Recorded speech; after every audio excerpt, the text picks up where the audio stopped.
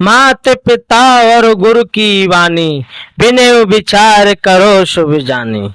जो व्यक्ति माता पिता और गुरुओं की सेवा करता है, उनके बताए हुए आचरणों पर चलता है, उनकी बातों को श्रद्धार करता है, उन पर ईश्वर की सदा कृपा बनी रहती है। ईश्वर इनसे बहुत प्रसन्न रहते हैं। नमस्कार, आप सभी का मेरे YouTube चैनल पर स्वागत है। जो भक्तजन मेरी वीडियो पर नए हैं तो चैनल को सब्सक्राइब कर लें। मैं सुंदरकांड से कुछ चौपाइयों को आपके सामने प्रस्तुत करने जा रहा हूं। बहुत सुंदर चौपाई हैं। उन चौपाइयों से कुछ शिक्षा हमें मिलती है। उन चौपाइयों को आप भली प्रकार से जानें और समझें। जो चौपाइयां हैं वो चौपाइयां हमारी कमियों को दर्शाने वाली हैं। उन चौपाइयों को आप सुनोगे और अपनी कमियों को निखारोगे तो आपके अंदर मन की शुद्धता, चित्त की शुद्धता, हृदय की शुद्धता, तब आपको परमात्मा का दर्शन होगा।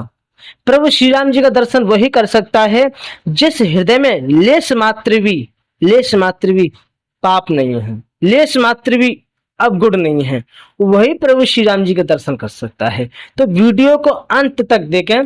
दुआ है, सचिव वेद गुर तीन जो प्रिय बोल वे आस, राज धर्म तन तीन करे होए वे गई नाश। रावण के जो कुछ मंत्री थे उन्होंने ये बात रावण से कही है।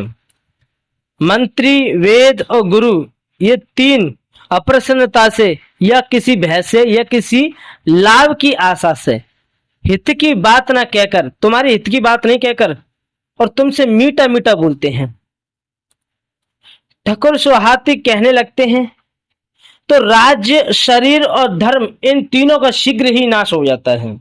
बहुत सुंदर बात है। चौपाई है, जो आपन चाहे कल्याणा, सुज सुसुमति सुविगति सुख नाना। जो मनुष्य अपना कल्याण, सुंदर यश, सुबुद्धि, शुभ गति और नाना प्रकार के सुखों को चाहता है, वह स्वामी पर स्त्री के ललाट के चौथ के चंद्रमा की तरह त्याग दे। अर्थात जैसे लोग चौथ के चंद्रमा को नहीं देखते, उसी प्रकार पर स्त्री को का मुख न देखें। और सुनिए, 14 भुवन एक पति होई, भूत द्रोह तिष्ठे नहीं सोई, गुण सागर नागर न जो, अलप लोभ भले कहीं न को। 14 भुवनों का एक ही स्वामी हो, वह भी जीवों से वैर करके ठहर नहीं सकता। यहाँ पर यह बात है, 14 भुवन क्या है? 5 ज्ञानेन्द्रियां, 5 कर्मेंद्रियां, मन, बुद्धि, चित्त, अहंकार, ये 14 भुवन हैं। और 14 भुवनों का एक स्वामी है जिसे जीवात्मा बोलते हैं। वह जीवों से वैर करके ठहर नहीं सकता। यदि इनसे तुम वैर करोगे, जो 14 भुवन है, काम, जो 14 भुवन क्या है? इंद्रियां हैं 14, जो 5 ज्ञानेन्द्रियां, 5 कर्मेंद्रियां हैं, मन, बुद्धि, चित्त, अहंकार, इनसे बैर करके तुम ठहर नहीं सकते, नष्ट हो जाते।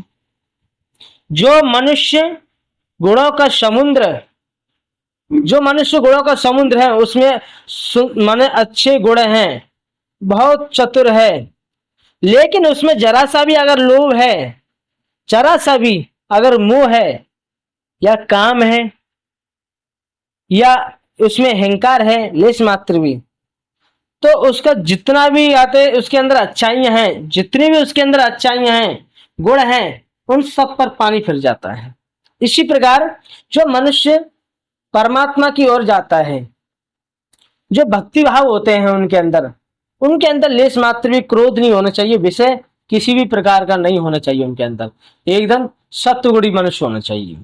और सुनिए, काम क्रोध मद लोभ सब नात नरक के पंत, सब पर हरि रघुवीर ही भजे भजे जय संत। बड़ी सुंदर बात है। मंत्री जी कह रहे हैं रावण से कि हे नाथ, काम, क्रोध, मद और लोभ, ये सब नरक के रास्ते हैं। जिस व्यक्ति के अंदर काम है तो समझ लो वो गया नरक में, उसे कोई रोकने वाला नहीं। जिस व्यक्ति के अंदर क्रोध है, क्रोध युक्त है, वो क्रोध करने वाला है, जरा जरा सी बातों पर क्रोध करता है, वो मनुष्य नरकगामी है, उसे नरक की प्राप्ति है। जिस मनुष्य के अंदर मद है, अपने मद में रहता है, वो किसी की सुनता नहीं है, अपने अहंकार में रहता है, वो भी नरक में जाएगा। और लोभ, जिस व्यक्ति के अंदर लोभ है, लोभ एक ऐसी चीज है जो दिखाई नहीं देती है। आज हमने 200 रुपए कमाए, कल हमारे 300 कमाने की इच्छा होगी, आ गया लोभ, 100 रुपए का लोभ बढ़ गया। 300 कमाने लगे, 500 का आगे हमारी इच्छा हुई कि हम 500 कमाए, हमारी गुजर नहीं हो रही है, फिर 1000 की इच्छा होगी, फिर 2000 की, फिर 20,000 की। ये एक इच्छा जो बढ़ती जाती है, इसके अंदर लोभ होता है। नहीं, कोई कहता है नहीं ये लोभ नहीं है, हम तो अपने साधनों को जुटाने के लिए हमारी पूर्ति नहीं हो रही तो हम ये वो कर रहे हैं। तो देखो, लोभ एक ऐसा है कि दिखता नहीं है, और जिस इंसान के अंदर लोभ है उसके अंदर संतोष नहीं हो सकता। जिसके अंदर लोभ है उसे संतोष नहीं हो सकता, और जिसके अंदर लोभ नहीं है उसके अंदर संतोष है। तो ये काम, क्रोध, मद, लोभ, ये सब नरक के रास्ते हैं। इन सब को छोड़कर श्री रामचंद्र जी को भजिए, जिन्हें संत सत्पुरुष भजते हैं। कितनी सुंदर बात कही है। और सुनिए, तात राम नहीं नर भूपाला, भुवनेश्वर काले कर काला, ब्रह्म अनामय अज भगवंता, व्यापक अजित अनादि अनंता। हे तात, राम मनुष्यों के ही राजा नहीं है, वे समस्त लोकों के स्वामी और काल के भी काल हैं। वे संपूर्ण ईश्वर, यश, श्री, धर्म, वैराग्य और ज्ञान के भंडार भगवान हैं। वे निरामय, विकार रहित, अजन्मा, व्यापक, अजय, अनादि और अनंत ब्रह्म हैं। इस प्रकार से जो मंत्री हैं वो उनके हित के लिए समझा रहे हैं रावण को, लेकिन रावण के कुछ समझ में नहीं आता है, क्योंकि कहते हैं कि जिसे मद है, रावण को मद ही तो था, अहंकार था, है? उसके अंदर मोह था। तो वो जिसके अंदर मोह है, काम है, लोभ है, वो तो नरक में गया, वो किसी की नहीं सुन सकता। इतना समझाने पर भी रावण के कुछ समझ में नहीं आता है। तो नमस्कार, इतना समझाने पर भी रावण के कुछ समझ में नहीं आता है। अब मैं अपनी वाणी को विराम देना चाहता हूं। जो भक्तजन मेरी वीडियो को देख चुके हैं पूरी, तो उनसे निवेदन है, कृपया कमेंट बॉक्स में जय श्री राम अवश्य लिखें। जय श्री राम।